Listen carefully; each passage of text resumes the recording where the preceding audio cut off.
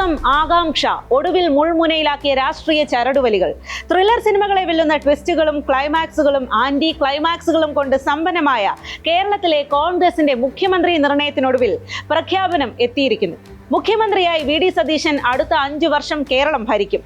മുൻപ് 2011 UDF അധികാരത്തിൽ വന്നപ്പോൾ ഉമ്മൻചാണ്ടി സർക്കാരിൽ ഐ ഗ്രൂപ്പിൽ നിന്നുള്ള ഒരു മന്ത്രി വി ഡി ആയിരിക്കുമെന്ന് ഏതാണ്ട് ഉറപ്പായിരുന്നെങ്കിലും അന്നത് നടന്നില്ല. ഇപ്പോഴിതാ മുഖ്യമന്ത്രിയായി മന്ത്രിസഭ നയിക്കാനാണ് വി ഡിയുടെ നിയോഗം. വെല്ലുവിളികൾ നിറഞ്ഞതാകും വി ഡി സതീശന് ഇനിയുള്ള നാളുകൾ എന്നുറപ്പാണ്. 11 ദിവസം കേരള ജനതയെ മുൾമുനയിൽ നിർത്തിയ കസേരക്കളി കേരള ജനതയ്ക്ക് അത്ര പെട്ടെന്നൊന്നും മറക്കാനാവില്ല. കോൺഗ്രസിൽ ഇടക്കാലത്തിന് ശേഷം സജീവമായ അതിശക്തമായ ഗ്രൂപ്പിസത്തിന്റെ നാളുകളാണ് മുന്നിലുള്ളത് എന്നത് കൂടി വിലയിരുത്തിയാൽ അധികാര കസേര സതീശനെ പൊള്ളിക്കുമോ എന്നും കണ്ടറിയേണ്ടിയിരിക്കുന്നു. ഈ സാഹചര്യമാണ് സ്പോട്ട്ലൈറ്റ് വിഷയമാക്കുന്നത്. VDS പിടിച്ചു വാങ്ങിയത് മുൾക്കിരീടമാകുമോ? പ്രതിപക്ഷ നേതാവായിരിക്കെ ഭരണത്തെ മുൾമുനയിൽ നിർത്തി വി ഡി സതീശൻ വിയർപ്പൊഴുക്കി നേടിയതുകൂടിയായിരുന്നു UDFന്റെ ഉജ്ജ്വല വിജയം. 5 വർഷക്കാലം പ്രതിപക്ഷ നേതാവ് എന്ന നിലയിൽ സർക്കാരിനെതിരെ നിയമസഭയിലും പുറത്തും നടത്തിയ ശക്തമായ പോരാട്ടങ്ങളാണ് വി ഡി സതീശനെ മുഖ്യമന്ത്രി പദവിയിലേക്ക് എത്തിച്ചത്. ഭരണവിരുദ്ധ വികാരം കൃത്യമായി വോട്ടാക്കി മാറ്റുന്നതിലും മുന്നണിക്കുള്ളിലെ ഐക്യം കാത്തു സൂക്ഷിക്കുന്നതിലും അദ്ദേഹം കാണിച്ച സംഘാടക മികവാണ് പട നയിച്ചവൻ തന്നെ നാടു ഭരിക്കട്ടെ എന്ന തീരുമാനത്തിലേക്ക് അല്പം വൈകിയെങ്കിലും കോൺഗ്രസ് നേതൃത്വത്തെ എത്തിച്ചത്. 2021 പ്രതീക്ഷിത ജയം UDFന് നഷ്ടമായതോടെയാണ് രമേശ് ചെന്നിത്തലയെ മാറ്റി വി ഡി സതീശൻ പ്രതിപക്ഷ നേതാവായത്. തൃക്കാക്കര, പുതുപ്പള്ളി, പാലക്കാട്, നിലമ്പൂർ ഉപതെരഞ്ഞെടുപ്പുകളിലെ വിജയവും നിലപാടുകളും, ലോക്സഭാ തദ്ദേശ തെരഞ്ഞെടുപ്പുകളിലെ പാർട്ടിയുടെ മാസ്മരിക മുന്നേറ്റവും, ഒടുവിൽ നിയമസഭാ തെരഞ്ഞെടുപ്പിലെ ചരിത്ര വിജയവും വി ഡിയുടെ നേതൃത്വത്തിനുള്ള ജനങ്ങളുടെ അംഗീകാരം കൂടിയായിരുന്നു. തെരഞ്ഞെടുപ്പ് ഫലം വന്നതിന് ശേഷം മുഖ്യമന്ത്രി പ്രഖ്യാപനത്തിന് തൊട്ടു മുൻപ് വരെ 11 ദിവസം നാടകീയമായ ഒരുപാട് മുഹൂർത്തങ്ങൾക്ക് രാഷ്ട്രീയ കേരളം സാക്ഷ്യം വഹിച്ചു. മുഖ്യമന്ത്രിയാകാനുള്ള KC വേണുഗോപാലിന്റെയും രമേശ് ചെന്നിത്തലയുടെയും ശ്രമങ്ങളെ ഘടകകക്ഷികളുടെ സമ്മർദ്ദത്തിലൂടെയും അണികളെ പൊതുനിരത്തിലിറക്കിയുമാണ് വി ഡി സതീശൻ മറികടന്നത്. ടീം കോൺഗ്രസിന്റെ കെട്ടുറപ്പിലാണ് താൻ മുഖ്യമന്ത്രിയായത് എന്ന് വി ഡി സതീശൻ വീണ്ടും ആവർത്തിച്ചു പറയുന്നുണ്ട്. പക്ഷേ കഴിഞ്ഞ 11 ദിവസം കേരള ജനത കണ്ടിരുന്നതാണോ കോൺഗ്രസിന്റെ കെട്ടുറപ്പ്?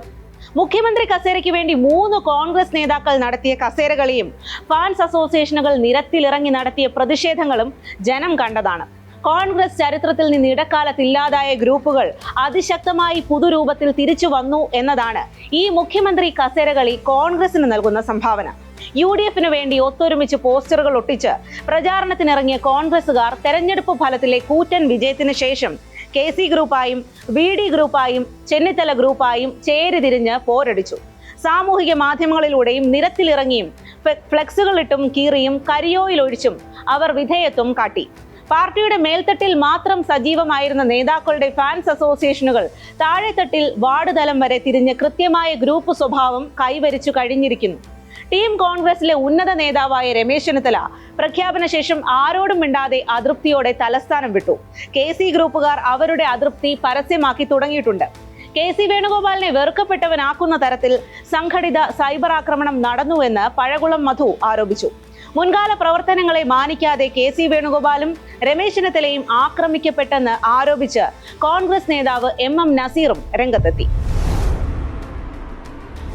സതീശനെ മുഖ്യമന്ത്രിയാക്കാനെടുത്ത തീരുമാനത്തോടെ മുസ്ലിം ലീഗ് ഭരണത്തിൽ പിടിമുറുക്കും എന്ന് NSS general secretary G Sukumaran Nair പ്രവചിച്ചു കഴിഞ്ഞു. BJP ആകട്ടെ ഈ അവസരം പരമാവധി ഉപയോഗപ്പെടുത്തി മുസ്ലിം ലീഗാണ് ഹൈക്കമാൻഡ് എന്ന ഹാഷ്ടാഗിൽ സാമൂഹിക മാധ്യമങ്ങളിൽ നിറയുകയാണ്.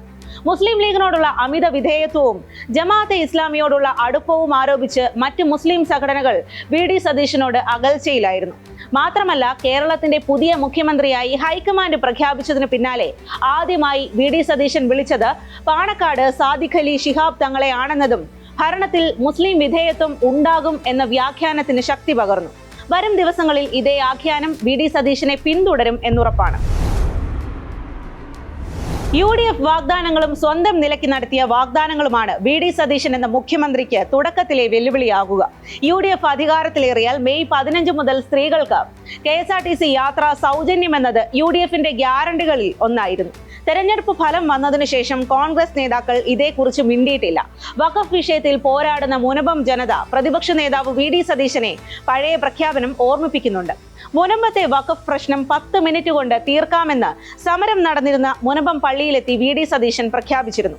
ഖജനാവിൽ പൂച്ച പെറ്റ് കിടക്കുന്നുവെന്നും ഭരണത്തിലേറിയാൽ ഖജനാവ് പണം കൊണ്ട് നിറയ്ക്കുമെന്നും സതീശൻ തെരഞ്ഞെടുപ്പിന് മുൻപായി നടന്ന പുതുയുഗ യാത്രയിൽ പ്രഖ്യാപിച്ചിരുന്നു. വ്യക്തമായ വികസന രേഖ UDFനുണ്ടെന്നും ഓരോ വകുപ്പും പുനരുജ്ജീവിപ്പിക്കാനുള്ള പദ്ധതി തയ്യാറാക്കുന്നതായും പ്രചാരണ ഘട്ടത്തിൽ അവകാശപ്പെട്ടു. കേരളത്തിന്റെ തീരമേഖലയെ ബന്ധിപ്പിച്ചുള്ള കോസ്റ്റൽ ഷിപ്പിംഗ് പ്രോജക്റ്റ് സ്വപ്ന പദ്ധതിയാണെന്നും അധികാരത്തിലേറിയാൽ നടപ്പാക്കാൻ ശ്രമിക്കുമെന്നുമായിരുന്നു മറ്റൊരു പ്രഖ്യാപനം. പ്രഖ്യാപനങ്ങൾ എത്രമാത്രം നടപ്പിൽ വരും എന്ന് കാത്തിരിക്കുകയാണ് ജനം. മുഖ്യമന്ത്രി പദം തീരുമാനിച്ചു കഴിഞ്ഞ സ്ഥിതിക്ക് മന്ത്രി ചർച്ചകൾ സജീവമായിട്ടുണ്ട്. കേരള കോൺഗ്രസ് ജോസഫ് വിഭാഗം 2 മന്ത്രിസ്ഥാനം ആവശ്യപ്പെട്ട് രംഗത്തെത്തിക്കഴിഞ്ഞു. 5 മന്ത്രിസ്ഥാനമാണ് മുസ്ലിം ലീഗ് ആവശ്യപ്പെട്ടിട്ടുള്ളത്. മന്ത്രിസ്ഥാനങ്ങൾക്കായി KC വേണുഗോപാൽ, VD സതീശൻ, രമേശ് ചെന്നിത്തല ഗ്രൂപ്പുകൾ കോൺഗ്രസിൽ ചരടുവലി തുടങ്ങിക്കഴിഞ്ഞു. കൂടെ നിന്ന് MLA-മാർക്ക് മന്ത്രിസ്ഥാനം നേടിക്കൊടുക്കാനുള്ള സമ്മർദ്ദമാണ് നേതാക്കൾ പയറ്റുന്നത്. ഇതോടെ മന്ത്രിമാരുടെ തെരഞ്ഞെടുപ്പ് കീറാമുട്ടിയാകും എന്നുറപ്പാണ്. വനിതാ, പിന്നോക്ക വിഭാഗ, സാമുദായിക, പ്രാദേശിക പ്രാതിനിധ്യങ്ങൾ വലിയ വെല്ലുവിളിയാകും. സംസ്ഥാന മന്ത്രിസഭാ രൂപവത്കരണം സംബന്ധിച്ച് ഘടകകക്ഷികളുമായി കോൺഗ്രസ് നേതൃത്വം ഉടൻ ചർച്ച ആരംഭിക്കും. സുപ്രധാനമായ ചില വകുപ്പുകൾ വെച്ചുമാറുന്നത് സംബന്ധിച്ചും ഘടകകക്ഷികളുമായി ചർച്ച തുടങ്ങിയിട്ടുണ്ട്. നാം കണ്ട കോൺഗ്രസിന്റെ പ്രതിപക്ഷ നേതാക്കളിൽ നിന്നും തികച്ചും വ്യത്യസ്തനായി ശൈലിയിൽ കോൺഗ്രസിൽ തലമുറ മാറ്റം സാധ്യമാക്കിയ നേതാവാണ് സതീശൻ. ഉറച്ച നിലപാടുകളാണ് ശക്തിയും ദൗർബല്യവും, വികസന കാഴ്ചപ്പാടുകളും വേണ്ടുവോളം. UDFനെ ഒറ്റക്കെട്ടായി നയിക്കാനാകുമോ എന്നതാണ് ഉയരുന്ന ചോദ്യം. രമേശ് ചെന്നിത്തല മന്ത്രിസഭയിൽ ഉണ്ടാകുമോ എന്നുറപ്പില്ല. KC ഹൈക്കമാൻഡിൽ വിധി നിർണായക ശക്തിയായി കേന്ദ്ര നേതൃത്വത്തിലുണ്ടാകും. VD സതീശൻ എന്ന മുഖ്യമന്ത്രിയുടെ നയതന്ത്രജ്ഞതയുടെ ഉരകല്ലായിരിക്കും ഈ ഭരണകാലഘട്ടം.